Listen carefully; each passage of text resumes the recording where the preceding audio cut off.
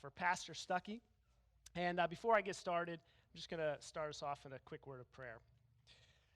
Father God, in the midst of a crazy, crazy world, we thank you that there's a place like this to come. Father, your word tells us not to neglect meeting together. There's strength and affirmation and encouragement for all of us who come to meet together. And we know that we're stronger here together than we are apart. And I thank you for each and every person that has gathered here this morning. I pray that you would amplify my words.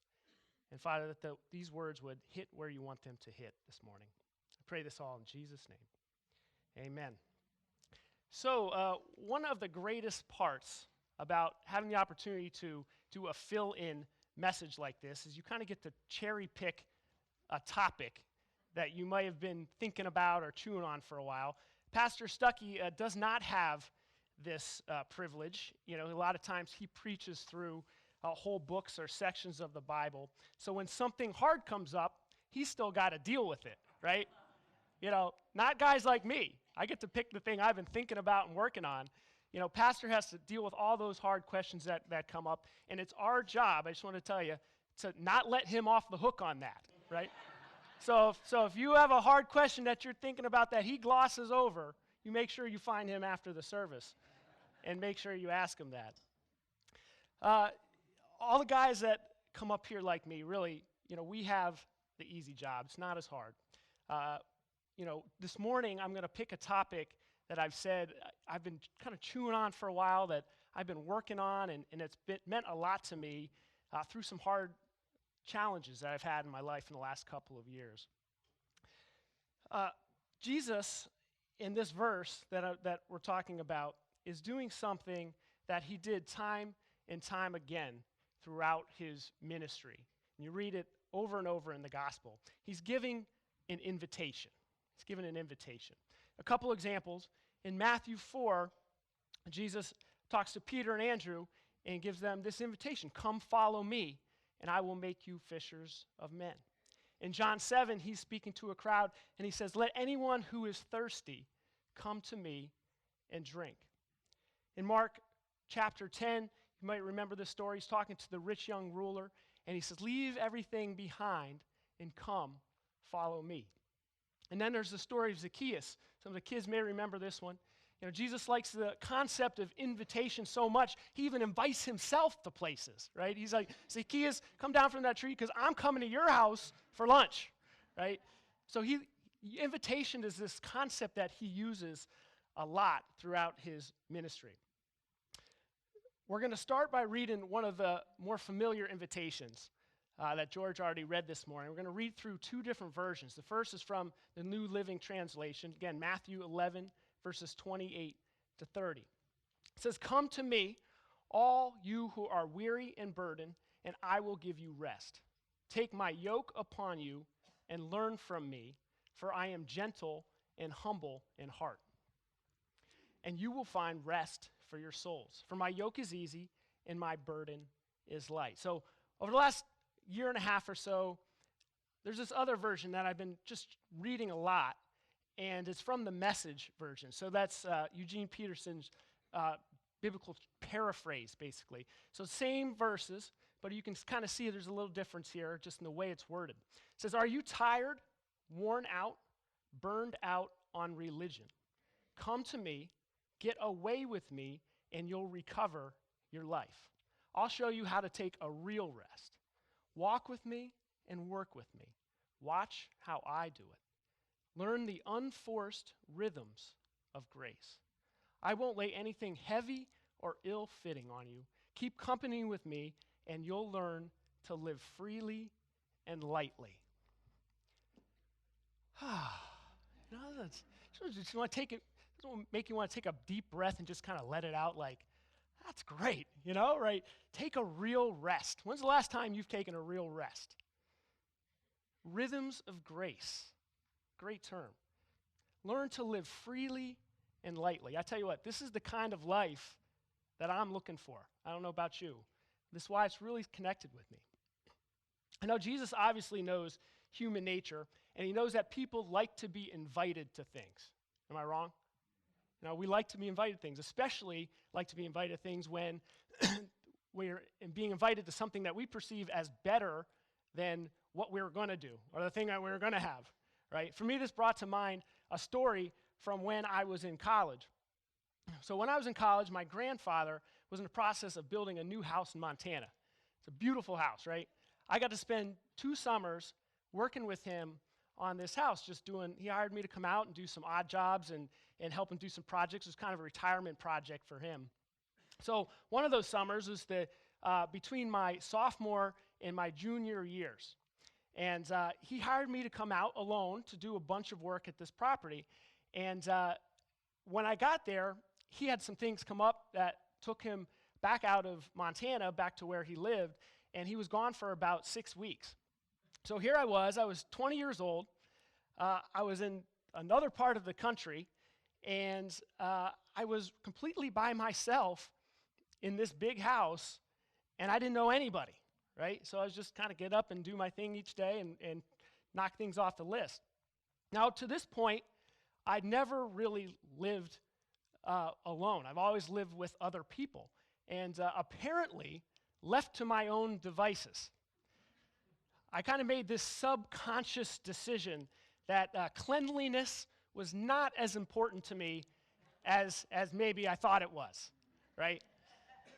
I remember waking up one Sunday morning before going to church that I was going to, and I walked out into the kitchen of this, one of the finished areas of this house, and there's kind of a little kitchenette, and looking over and seeing just like dirty dishes and glasses and stuff kind of just overflowing out of the sink, and like garbage kind of piling out of the garbage can, and pizza boxes all over the place, and the place kind of smelled like a junior high boys locker room, just it was not a good situation. I remember thinking, wow, like this place is disgusting. Whoever lives, oh, wait a second, like I'm the only one here. So I obviously made this mess. And it wasn't a good realization to have. I basically realized that I was a complete mess, literally and figuratively. And what I can say right now is that, you guys should not judge me, all right? I'm seeing a look of judgment on your faces. I would guess that there's some dirty dishes left in your sink, back at home once in a while. But I've gotten a lot better. Just ask my wife, Sarah, right? Sarah? Don't answer that. Don't answer that. I was a mess, right? And at church that day, this nice older couple, they stopped over to me after church, and they invited me out to lunch with them. They didn't know me. I didn't know them. But they saw me sitting alone, and I was, at this point, I was probably there a month or so, and I thought, yeah, I don't want to go back to that. I have to clean that up, right? Let's go out to lunch. And it was just something about being so excited to have somebody invite me to actually go out and be with them somewhere. Jesus used this approach often in his ministry, time and time again. And he used it to connect people, to offer something better than what they had. So when Jesus was making this invitation that we read about in Matthew chapter 11, he was talking to an audience that would have been very familiar with their own ancestry and heritage. It had been about 2,000 years since God had called Abraham and set him apart and said, I'm going to make a new nation out of you. It had been about 1,400 or 1,500 years since God had given the law to Moses. And because that law had been so emphasized and ultimately expanded by religious leaders and Pharisees over the years, most of the people that Jesus was speaking to at this time would have associated a relationship with God with either individually or corporately keeping some kind of set of rules. These were people he was talking to who were carrying a weight and they were carrying a burden from the law that was taught to them from the religious teachers of their time. In essence, the people of the time were trying to save themselves by keeping the law, and they were trying to establish their relationship with God based on what they did or what they did not do. So it was like, keep this set of rules, God's happy. Don't keep this set of rules, God's not happy, right? He's just up there in the sky, he's kind of keeping score. It reminds me of that guy, if you ever watch tennis, this guy kind of gets to sit in that high chair in the middle and call That's either in or out, right? You're down there playing, but somebody's saying, oh, that's in, that's out. It's kind of the perception, right? And the Pharisees of the time were just adding more rules to this list, so much that the people were kind of weighed down, they were bogged down, they were burdened by the requirements that were being placed on them.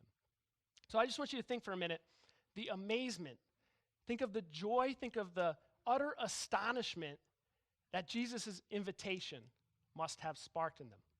I can kind of picture just people out in the crowd being like, yeah, pick me. Yeah, I'm feeling that way. I'm there, I'm with you. He's saying, are you tired? Are you worn out? Are you burned out by religion? People raising their hands. Yeah, that's me. And he was saying, instead of trying to earn your relationship with God, instead of the do this, don't do that approach, I'm going to give you a new way. Come to me. And notice, in this verse, all were invited. Anybody that was could hear his voice was invited. It was an open invitation to everyone. But it was phrased specifically for the people that were burned out, the people who were weary of their sin, the people who were weary of their own self-effort. I think there's lots of us in that category today, aren't there? You ever get weary of your own sin? You ever get weary of your own effort? You ever get burned out and tired? Trapped by your own circumstances, just feeling closed in? I'll tell you what, the great thing about this invitation is that it rings just as true for us today as it did to Jesus' original audience. We still fall on this do this, don't do that approach to life. There's always this invitation. Come to me. Get away with me and live your life the way that it was meant to be lived. 3 quick points I want to make on this invitation today. The first one is that coming to Jesus usually requires moving away from other things. Usually requires moving away from other things. Now, to come means to draw nearer, to move forward, to move with a purpose, to advance, to go forward. It makes sense that if you're moving towards one fixed object, you might be moving away from another fixed object, right? So when Jesus says, get away with me, he's referring, there's things he's saying, get away from, right? He's saying, get away with me from blank, right? We can all fill in the blanks there. And many times he's asking us to move away from things that will ultimately keep us from living the type of life that he's ultimately planned for us. And I think the Apostle Peter really came to mind when I was thinking about this example. So Jesus' first invitation to him was to come and follow me, and I will make you fishers of men. So Peter did what? He dropped his nets, he left his boat, he even probably left his family for a little while, and he accepted the invitation and he followed. At another time, you may recall that Jesus invited Peter to walk out onto the water with him. He said, come to me out onto the water, right? So the truth is, when Jesus invites you to come to him, sometimes you may need to leave things behind that look and feel pretty secure. Peter had to leave his profession, his livelihood. He was also asked to leave the safety of a boat. If I'm standing in a boat, it's the only thing between me and the bottom of a lake. Do I want to step out of that boat? Probably not. But I think we can all agree, if we know Peter's story, that Jesus had some pretty big plans for Peter. Peter didn't know this at the time when he was being asked to walk away and move towards Jesus. He didn't know. Jesus, was planning to build the church on Peter. It's a pretty big deal, right? Peter didn't know this, but he was being asked to come and to follow him. He had to walk away from some things that felt pretty important. And he had to have the faith that what Jesus was offering was better than what he was leaving behind. So coming to Jesus, living the unburdened life he offers, means leaving other things behind. Now, if you and I are honest, we often have trouble with this, don't we? I know I definitely do. I made a quick list when I was kind of thinking all this about the things that I have trouble leaving behind. It was a pretty long list, so I'm only going to list two of them. The first is really this overwhelming sense of responsibility. Anybody else have that? This sense of responsibility, like, you know, I've got to really take care of all these different things that God, you've entrusted to me, my family and my organization and all these volunteer activities and my kids and work and all these different things. And he said, well, get away with me. I need to talk with you. Wait. Yeah, I have these other things. Remember, I have to take care of these things. He said, but no, come away with me. I've got this responsibility, right? And that's one of those things that keeps me. And it's one of the things that I have a hard time leaving behind. The other, and this is a big one for me, is the perceived ownership of my own time. Anybody else feel this way? I'm like, my time is my time, right? I've got 24 hours a day, and I got to use them the way I want, and God, you get some, and work gets some, and family gets some, and a lot of us kind of operate this way. And I can't accept your invitation right now, Jesus, because, I've got lots of other stuff on this list, right? And he's saying, well, I'm trying to take things off your list. I'm trying to take things off your plate. I'm trying to help you reorganize and get rest. And saying, I'm too busy trying to relax, I've got this show on Netflix I'm watching. I got this book I'm reading. I got to exercise. I got to fit it in, all those things. I got to relax, And he's saying, no, you're getting it wrong. Order your time by me, not by you, not by the things that you think you need. Here's my question. What are the things that keep you from accepting his invitation to walk with him and to work with him and to watch how he does it? Is it internal? Meaning do you feel like you have to earn your relationship with God? Are you stuck in the do this, don't do that approach to relationship with God? Maybe the thing that's keeping you from coming to him are external. Maybe it's a focus on money. It's a focus on stuff. Maybe it's like me. It's a focus on time and trying to control those things. Again, there's many, many different things that we have to leave behind when we want to come with him. The second takeaway is that if we want to walk with him, we have to get in rhythm with him. Right? In the Message translation, there's this sentence that says, learn the unforced rhythms of grace, which I love that sentence. But when I first read it, I was like, well, how are we getting that out of this verse, right? And when I really read it again and studied it a little bit, I think that, Jesus uses this illustration when he talks about the yoke, right? So everybody know what a yoke is? The yoke is really a heavy wooden harness that would have fit over the shoulders of a draft animal, like an ox.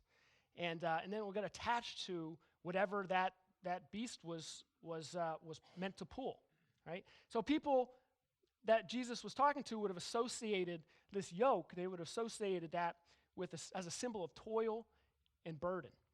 And now as he was talking about the yoke as this heavy burden of religion and good works that the Pharisees and religious teachers had been placing on the people. And then he said, you know what? That's not the way. That's not the way. It's not the way it's supposed to work. You're supposed to walk with me and work with me. My yoke is easy. It's not ill-fitting. It's not heavy. And it brings to mind the picture of how farmers would sometimes use a more experienced ox and pair it in a double yoke with a younger or weaker or less experienced one. So, when you're pulling or plowing, it was crucial that you maintained a consistent and steady pace to plow a field. And an inexperienced ox would many times want to pull ahead or just get lazy and slow down, right? So the farmer would pair it with this stronger, more experienced ox, and it would follow, the weaker one or the younger one would naturally follow the pace of the older one. And over time, being yoked together and walking and pulling together, the younger ox would learn from the older one as it set the pace and set the rhythm. Right? Do you get the picture that Jesus is talking about here? This invitation, remember, is to walk with him and to work with him and to watch how he does it. Now, walk, work, and watch, they're all verbs, right? They imply action, they imply movement.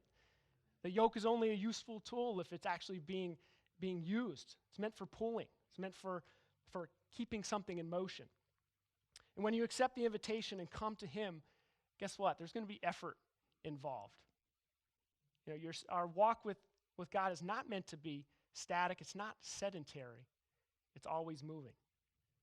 And I think that many of us, we fear sometimes to get into a rhythm with Jesus because we think he's going to change on us, right? Just like so many other things have. We've all been duped so many times that we don't want to get our hopes up. People have hurt us. They've let us down. We've given things our best shot, and it still hasn't worked out, right? We've hitched our yoke to wagons that turned out to have a bum wheel, things that just kind of moved in fits and starts. They weren't steady. But Jesus was saying that we are designed to walk in step with him. And when we're out of step, when we follow our own agenda and we get frustrated, we take on these unnecessary burdens. That's when we get tired and we get worn out. But here's his promise. If you hitch up next to him, you'll never, ever have to pull alone. Isn't that great? You'll never have to pull alone. The good news is that Jesus never changes his rhythm. Anybody know Hebrews 13:8? It says that Jesus Christ is the same yesterday, today, and forever. How's that for a constant rhythm? Pretty good, huh? So he's right next to you, walking and pulling and teaching. And because you're in rhythm with him, that burden, boy, that feels a lot lighter. I've heard people say, God won't give you more than you can handle. Anybody ever hear somebody say that? Boy, that's stupid, isn't it? Like, that's ridiculous. I think we all know, we get more than we can handle all the time. I remember when our first child was born, I was like, God, this is way more than I can handle. I've got a baby to take care of now. How am I expected to do that? Everything seems overwhelming at times. I just think it's ridiculous to think that he's not going to give. Of course, he gives us more than he can handle because he's going to pull it with us. He's there with us the whole way. The point is that we're not supposed to try to pull those burdens alone. We come to him with the heavy loads and he makes them bearable because he is the one actually doing the pulling. But you need to get into rhythm with him to make that happen.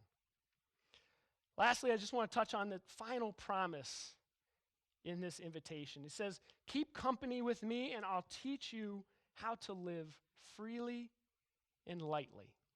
Man, that sounds good, doesn't it? I want some of that. You know what I don't think there will be in heaven? To-do lists. I don't think there's going to be to-do lists in heaven. Right now I live my life by them. I got one on my phone. I got one or two at work. I got one at home. I got one that my wife keeps for me. I have lots and lots of to-do lists everywhere. And frankly, I feel like most of the time when I pull them up, they're just kind of laughing at me, right? They're just taunting me, you haven't gotten to me in 7 weeks? Seriously? I'm I don't know how to keep it all going. Our culture, we're stressed. We're overwhelmed. We're overextended. We got too many obligations. I realize this. I know this, and I still struggle with it, and I'm sure many of you guys do too. It's all just too much, and you know what? It makes us feel restless. Needless to say, this promise of living freely and lightly sounds pretty good. But if you read this again, it has to be learned. And it can be learned, which is encouraging. Jesus said, keep company with me and you'll learn to live freely and lightly. So you can get something you can actually get better at, which is always encouraging, right? It's not just that's for Pastor Stuckey because he's just a pastor and he knows how to do that stuff. It's for all of us. It's something we can learn, but we've got to keep company with Jesus to do it. What does living freely and lightly look like to you?